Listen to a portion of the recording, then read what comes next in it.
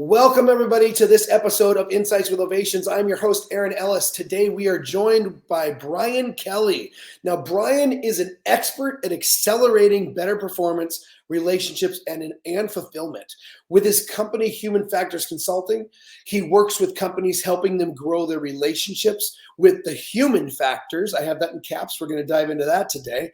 Empowering them to greater personal, business performance, and success. Brian, welcome to Insights with Ovationz. Thank you for having me, Aaron. Great to be with you. Yeah, so as I mentioned, I grabbed a few things that really jumped out at me when I was looking into you, when I was doing my little cyber stalking of Brian Kelly today. So one thing I really love to do as well is I love to hear what led people here. And you really said something that I was like, ooh, I'm going to actually type this verbatim and see what he says.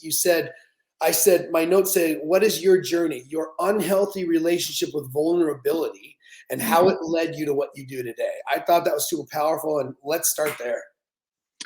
Sure. So it's lived experience, and the journey, sort of the realization happened at Georgetown at my first coaching program when I was going through there.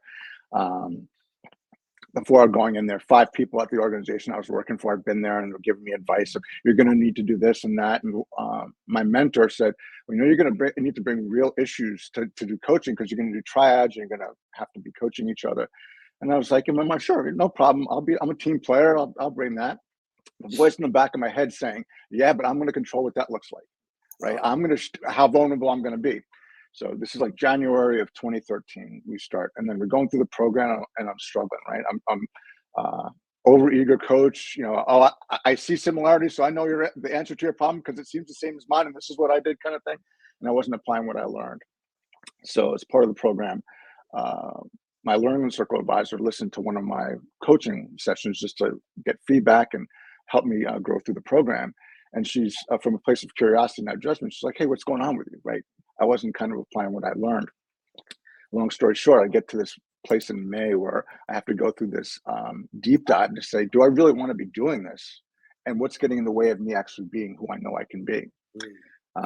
So after a deep dive, tears, introspection of kind of what's going on here, I realized I had an unhealthy relationship with vulnerability, because that's what my experience had been. And that's what had been reinforced throughout my life. The whole be a man and, that stuff, but even personally with the people around me, demonstrating unhealthy relationships with vulnerability. And so I was like, well, that's not going to work, because authenticity is important to me. It's one of my values. I can't show up with an unhealthy, inauthentic relationship with vulnerability and then be working with leaders and inviting them to get to that space to kind of grow from where they are. And so after my process, I reframed my relationship with vulnerability. So vulnerability meant weakness was what I learned. And the reframe was, vulnerability is human. It's how we connect with one another, and it's actually a strength. We've just been conditioned otherwise. Yeah. And so the reframe wasn't about getting through the program. It would have been transactional. It wouldn't have mattered. It had to be something that mattered to me. And so that's what kind of changed the course of what I was doing to what I'm doing now. And so for the last 11 years, I've been doing this work, essentially helping people reframe and it's vulnerability, it's control, it's fear, it's empathy, whatever it is that's getting in the way of those human factors. Because I find whatever the issue people are coming to me with, I want to be a better leader, I want to do this, I want to do that. It all comes back to your relationship with yourself and some human factor or a combination of them that get in the way of full self-expression. When you talk about the NFL players and bringing that to an endeavor, it's a self-expression, right? But something gets in the way of people, all of us as humans at some point, if we're not aware of it. So the first thing is awareness. So that got me going forward in the program. That's great. But beyond that, working and speaking on topics related to the human factors, unlearning was a big part of my journey, right? So as kids, we learn a lot of stuff. Our parents, our grandparents, our influencers, as I call them, do the best they can to share their knowledge and their wisdom, but they're only doing it from where they are, right? And so they may not have over the years kind of evolved or have resources that we may have now. Back in my parents' generation, there wasn't the same resources, right? Or same awareness or same focus on certain things, well-being, mental health, and those kind of things. And so that led me to kind of start my own company coming out of the program to do coaching. I'm like, wait a minute, something's missing. There's a deeper piece of this that I want to get to, and it's at the heart of the matter, because we're not talking about the human factors as such. And what I mean by human factors, it's anything like your relationship with vulnerability is mine, right? Think of any human factor: kindness, judgment, control, fear, any of those human factors. If you can identify it and label it in some form or fashion, or we can get to that together, then we can address, all right, that's where you are. Where do you want to be? And then we get from A to B. How do we go through a process of growth to essentially unlearn, but really it's the neuroplasticity of building a new pattern to get to a place where you're in a healthier place with your relationship with yourself. And then say it's judgment, right? So you have a healthier relationship with judgment. When that gets better for you, what do you think happens with your relationship with other people with respect to judgment? It shifts. And so that's what I do with people, right? And it's so if a company, like you said, if a company comes in and say, we're trying to do this, AI, right? What's your can you come speak on AI? Maybe not technically, but I can come and speak to the challenge people are having with it. Oh my God, the fear of this is new. Is it going to take my job? I can come at it from that perspective with whatever. It doesn't matter if it's fear or if it's another human factor. It's getting to let's talk about where you are with your relationship with your human factor. So that's sort of what the human factors consulting and how I got there. And I'm so passionate about it because I've seen, and especially in retrospect, how it's affected people in my life, my parents and people that I've loved, and their lack of awareness, limiting opportunities, and affecting relationships in a way that was unhealthy. And I'm like, we can do better, and I can help with that. So let me be part of that solution to that problem. Yeah, this is great, Brian. So I want to pause here for a second with everybody and say, in the last basically 5-6 minutes, you've said our relationship with ourselves 3 times. And you constantly came back to that. And I really want to showcase that because I think that when I've taught that, that's something that their current conditioned brain kind of just takes that thought and it kind of just goes in and out. What do I mean by relationship with myself? And one of the ways I say it is that every time you hit an obstacle, basically, it's pointing something within yourself. Like you've hit an obstacle within yourself, and it's like it's a sign to go within and expand further within, and then you can expand further without. And I also have always said, like when people say, what's your main thing that has helped you succeed? I'm like, insight into myself, right? So as we realize that our relationship with ourselves literally mirrors our relationship to everybody else, when we see that mirror, we can look within ourselves and continue to cultivate, expand, understand the human factors you said that are our relationship with ourselves. And then we will just naturally have a better relationship with others. Does that make sense? Are we on the same page with Absolutely. that? Absolutely. I want everybody to listen to that, like in context, listen for that term relationship with yourself when you re-listen to this. Now, you also said something else that I think is so powerful. And I have a talk called Trade Your Condemnation for Curiosity, or Trade Your Curiosity instead of Condemnation. You said you had a coach that listened to you with curiosity rather than judgment. Let's talk about the importance of that. What does that mean? How do you listen with curiosity rather than judgment? And how does the human factors, our conditioning, come into play to where we might not even realize we not have the awareness yet? You brought up awareness that we are judging. I don't judge people, but when you really start peeling it back and looking at it, you are judging because you're not curious. So I'm going to pass it to you to hear about that. So my first thought is a question, right? So if you're listening with judgment, are you truly hearing, right? I mean, that becomes my thought, right? So listening with curiosity, she was saying, she came at the inquiry of how I was showing up on the recording there from curiosity. I know she wasn't being judgmental. She's like asking me what was going on there. It was the how in which she did it, right? So curiosity becomes a how. And we're conditioned to kind of evaluate and judge and what's missing kind of thing, instead of, hey, I've noticed this. Tell me more about that. And instead of kind of making it something that's wrong, what if we got curious about what we're noticing without we're being completely neutral, right? It's not positive, negative, good or bad. It's just, hey, I noticed this. Tell me more about that. Yeah. It's this, it disarms any kind of fear factor, right? As opposed to, if you can tell when someone's coming at you with energy of judgment or blame or whatever, you can feel it, right? And so, but you can also feel the empathy and compassion of curiosity to someone that's genuinely just listening to you. If someone's listening to you and attentive to you, truly attentive to you and listening, I can feel it. Can you feel it? Like when someone's giving you that much direct attention? And how often do we really do that with in our relationships and in our conversations? And so coming with curiosity says, I don't have all the answers. I don't need to. I'm here to learn, and I'm here to engage and connect.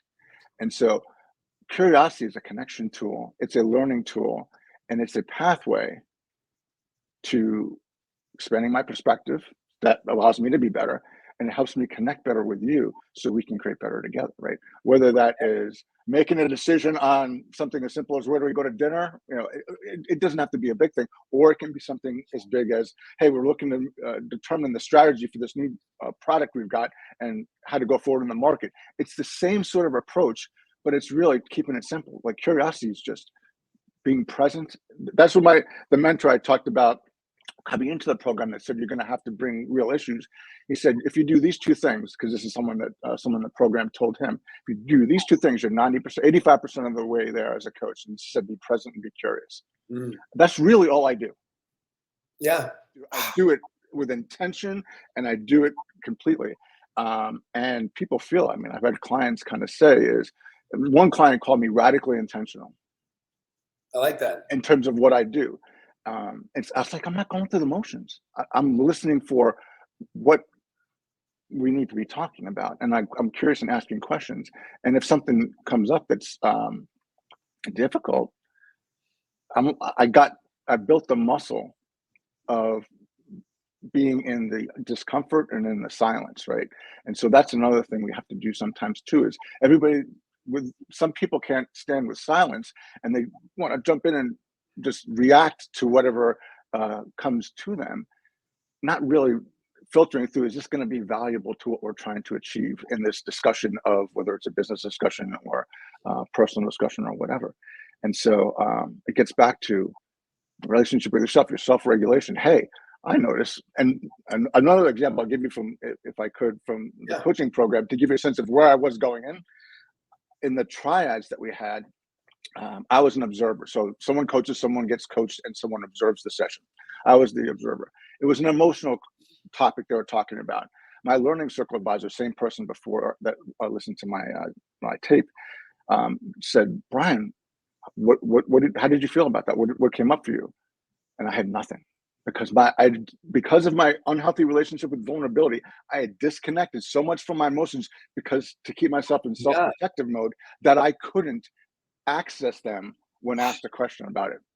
And so that's where I was. I've come to a different place, but just to see how far, like the 11 years is, I was like totally disconnected from my body. And so what if people just got more, not even getting judgmental with themselves or just critical of themselves, but knowing, hey, I'm feeling bad. Well, where is that in my body? What is that about? And just getting curious to try and understand.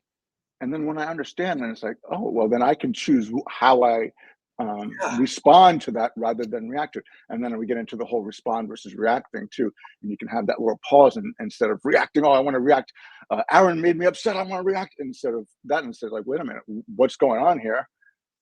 And then, with some intention, either respond or don't, right? Who says you have to respond in every situation that triggers you, right? And so it's just human behavior dynamics is ultimately coaching. Is the first day of the coaching program, I was like, all this is really human behavior dynamics. Essentially, for me, that's what it is. And it gets to things that not everybody does well, and we're all kind of growing in some capacity in them. It's listening, right? It's being present, it's being curious, and these are all kind of human factors. What are most of the issues that I found in either relationships or in business are communication related, right? So how clear are our communications? How intentional? How well thought out? Or do we understand who we're communicating to, and not realizing some people may need the communication differently? Like if I have 5 direct reports, am I cookie cutter all 5, or do I understand them enough? Because I've built relationships, back to your point about relationships, that I know I need to approach this person differently than this person. Sage different than Ray, than different than Aaron, than different than Brian. And that's where and the whole thing is you have to invest the time and make it a priority. And when we do that, I think we give ourselves the opportunity to create better together. Man, there's so much to unpack here. Like, I literally want to like listen to this and come up with like 10 episodes with you to talk about here. There's so many Fun. cool things. So I thought about this, and I've been told, like, Aaron, you're such an active listener. How do you do that? So that was in my head, and that was in my mind. So it's not like my mind is blank when I'm listening, but I'm not attached to my mind. You could say, like some methodologies would say, I'm witnessing my thoughts. And I'm able to see all these things going on at once and be completely present with what you're saying, right? And I see this through line, and I'm always, for some reason, seeing, this is why I love startups, and I can just see the beginning to the end, right? And I find joy in helping other people see that. I can just see that. And I always, I guess, I notice like structural integrity in what people do, and what they're saying, what they're thinking, what they're doing is all the same message. And the thread line, like I noticed that, when you, our relationship with ourself, I noticed that piece. You kept going to it and back down, come back to it, right? Like, oh, that was like a heartbeat. Anyway, so right there's my brain, right? Yes, no, that's awesome. It's so true. There's so much to unpack here that I want to talk about, but what I really want to do today, just because of time, is I want to bring up another side of this. So when I usually have a lot of talks with this stuff, or when I work with companies or people and corporations on this kind of process, a lot of times it's addressing things that they perceive as negative, they perceive as wrong, they perceive as limitations, they perceive as things like when we talk about vulnerability, it's the things they don't want to talk about, right? What I really want to do, though, is I always like to show the other side of this coin and help people realize that your relationship with yourself is also the determining factor for your joy and for your Yes. love of your life and for your pleasure. It's you. And as you cultivate that relationship of joy within yourself, you are going to have more joy in your external experiences. So it's not just the negative stuff. It's become curious on how you can actually, I would say, not find it because it's already always there, but start to be aware of all the beauty that's there. That's always there. The gifts that you're not unwrapping, right? So I don't know if you have any thoughts on that side of the coin too. Yeah. I'll give you an example, right? In terms of when people ask, they meet me now, I'm different than I was if you met me 12 years ago, 15, Right. 20 years ago. And I say, what I did is I shut off access to the best parts of myself because of my self-protective mode, my unhealthy relationship with vulnerability, being shy, and all. It showed up as shy, but it was really just the self-protective mode building when I was younger, and it just kind of became part of me. And so the notion, I think it's how we look at it, right? So you talk about vulnerability and it could be good or bad, right? And another one that's a fun one for me to play with is selfish, right? Like selfish is a bad thing, right? Well, and we talk about, oftentimes women put other people as mothers, and every humans do, but it often comes up in the topic of women putting their kids and families first, and I think all of us do it. Many of us do it, and so it's the notion of selfish being a bad thing, and right. So why is selfish a bad thing? It's a connotation that we've learned, and a belief that we've been invited to embrace in some respects. Oh, don't be selfish, right? Think of other people. I think to the point where many people have stopped thinking about themselves and thinking of that as selfish. Oh, I can't worry about myself and what my needs are. I've got to focus on everybody else first. Yeah. And it's when I work with people from the Far East, I mean, that's sort of cultural, that it's outward and upward, right? Respecting elders and then respecting others and making sure everybody's okay. And that's inherently, from a human perspective, there's a good aspect to that. The question I end up coming to is always, what about you? What matters to you, right? Yeah. It's great that your family or external factors are want this for you, right? But at some point, it's your life. What would you like? And if there's a disconnect between what you want and what they want, and they may not like it, maybe how do we help them understand that is something that matters to you, and that you're going to be okay? Because ultimately, the parents and the grandparents and the families, they just want their kids to be okay and be successful. And so I think it's all how we choose to look at it. That's the way I look at it. And I think oftentimes the way we choose to look at things is something that others have bestowed upon us. And we have the opportunity in each moment to say, wait, I'm going to look at that differently, because that's not what I believe. And that's what changed with me, was how I looked at vulnerability changed, but how I looked at myself changed when I reframed it to be in alignment. I call it congruence with who I am and how I felt. And so not only did that change, I changed. The Brian that you see now came up sporadically when I was in an environment. If I went on a sports field, I felt great. If I was among friends, you see the Brian express himself as my true self, if you want to say that. I've done more of that.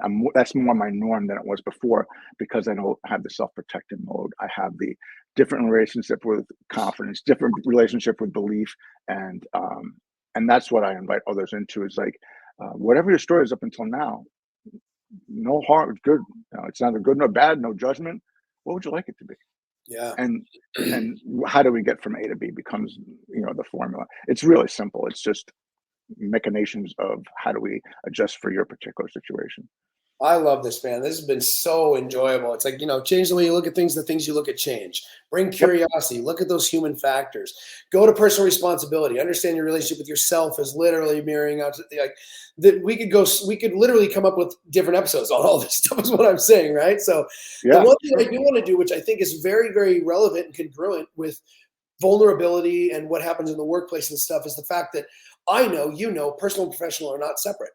They're not, Exactly. right? So in the efforts to bridge that truth to everybody, who's Brian, the personal guy? Are you a family man? You have kids? Who's Brian? What do you do in your off time? What do you love to do? Tell us a little bit about So I'm not married. I don't have kids right now. I love sports, and so I was saying this earlier to someone. I haven't usually said, "Oh, this is my word for the year," but I did this year, and it was joy. And I've been intentional about doing things that bring me joy. One of those things was going and watching like high school sports. Mhm. I think there's a great dynamic there. And my nephew is became a freshman. He's doing AA basketball, so I'm going to his stuff. But it wasn't that. It's like, okay, because he lives about 50 minutes away. It's going to a local school with one of my friend's kids. There's multiple kids there that are doing. She has multiple kids, and they're doing different sports. I'm just going there and watching and supporting them. Nice. And I just happened to. So I started watching her daughter, and they were one of the best teams in Virginia in basketball this year, in girls basketball. They were 25-2 and doing great, which was all great, the result. But what I loved was I watched the dynamic of the coach and the team and the 7 seniors who were leading the team, how they brought the young players in and how they operated during the games and their relationships with each other. I'm like, that's what team looks like. That's Wow. what playing for we looks like. And it's like, they didn't end up winning the state tournament. Unfortunate. The experience they had that whole year, actually for 4 years for many of them, was like special. And I Yeah. had something like that when I was back in school. We had a group that played together since we were like 9 years old through high school in soccer, one of the better teams in New York State. But I know a little bit about what that looks like. We had good coaching, at least up through high school we did. Yeah. But we had a core group, and then the relationships that you form there, the leadership lessons and the life lessons you learn there. And that gets to something that ultimately I'm going to be focused on with my business is student athletes. And something that gets talked about, but I don't think enough, is the value of sports in developing leaders, and what we need in business. Because all the things we're looking for in business, I'm like, well, that's what I learned in sports: Yeah. communication, strategy, how to be a good teammate, all these different things we're looking for: accountability, responsibility, being a leader. What does a leader look like? Well, it looks like being a leader in your role, right? So somebody might be the captain, doesn't mean anybody else can't be a leader from where they are, and putting the team above self, all those kind of things. And so what as we're looking for more leaders in the current and future dynamic of this global workplace, how can sports be a bridge to that, and how can we prepare the kids that are in high school now Yeah. for realizing, well, that stuff you learned playing 3 or 4 years of basketball or soccer or lacrosse or whatever it is, well, those things matter in the workplace. Hmm. What resonated with you? You start asking, getting curious about what kind of resonated with them, because that may give them an idea of, okay, well, this is what I might want to focus on in college or whatever they're going to do after high school. And so, sports. Help you connect the dots is what you're saying. I love Help that. them connect the dots, is because I didn't have that, and I wasn't there when I graduated. I wasn't really Yeah. clear on what I wanted to do, and I want to be that person if I could for other people, so they can get clarity. Because what I do is about clarity, confidence, commitment, and then kind of taking you to where you want to go. At your pace, where your direction is, and kind of balancing support and challenge at the same time, right? And that's what we do. Yeah. And I'm with you on the journey. I'm not going to tell you what to do. I'm going to kind of walk beside you and ask you the questions to help you figure out, because the wisdom is within a client, this, Aaron, Yeah. in terms of what's coming up. And if something's coming up that's a human factor that's getting in your way, well, then let's talk about that, because we'll figure it out and you'll be the one that gets you to where you want to go. I'm just going to be there to support you. I love it, Brian. So my final thought, and then I'm going to ask you for yours. I always like to kind of summarize what I've heard and recommend that people go back and listen to this again with some things in mind. We talked about being curious. We talked about human factors. Look for that. We talked about relationship with ourselves. The main thing I want to bring, though, is I want people to start looking for the integrity, structural integrity, meaning like a building has structural integrity, and the congruency in everything you said. That's my words for you, honestly. Mm-hmm. Because literally everything you said, there's a through line through everything you just said. Even when I said personal and professional are not separate, you shared what you're personally passionate about, and it evenly flowed in and out of what you're doing in business. Literally, it wasn't like, here's my personal stuff, let's talk business again. It literally was like personal, business, and just personal, and this is why it's business, and this is why it's literally, there's no separation in what you said. I thought that was a beautiful, like the epitome of what I was asking in motion for people to see. So thank you for that. Everybody go back and listen through this. And I want to pass it to you, Brian, to give us any final thought you might have that you want to make sure that you let everybody know today. Well, thanks for having me first, Aaron. Loved our conversation. The thing that mostly matters with your relationship with yourself is growing your relationship with your belief, right? And so we've all had people tell us that we are this or we're not that or we'll never be this.